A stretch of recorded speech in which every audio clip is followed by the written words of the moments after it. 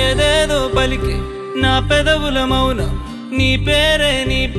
పిలిచేనులే